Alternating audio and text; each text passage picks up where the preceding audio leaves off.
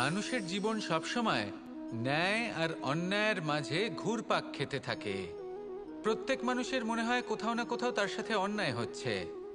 কেউ বলেন যে ভাগ্য আমার সাথে অন্যায় করেছে, কেউ আবার বলেন এই সংসার আমার সাথে অন্যায় করেছে। আর প্রত্যেকেই ন্যায় বিচার চাইতে বৈঠক দাবি করে বসেন। কখনো এই বিচার গৃহে যান, আবার কখনো ওই বিচার গৃহে। যদি সত্যি কথা বলি, এই সংসারের সব থেকে বড় বিচার গৃহ আপনার কাছেই রয়েছে, আপনার মন। আপনার মনই হলো সব থেকে বড় বিচার গৃহ।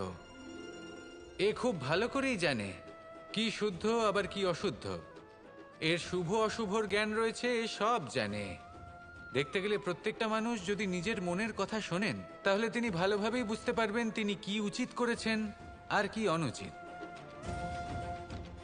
দিনে একবার রাত্রে নিদ্রায় যাওয়ার পূর্বে নিজের সাথে বসুন, চোখ বন্ধ করুন আর বিচার করুন আজ আপনি কি উচিত করেছেন আর কি অনুচিত। আপনার মন সঠিক বিচার তখনই করে দেবে। আসুন আমার সাথে ভালোবেসে বলুন, রাধা রাধা।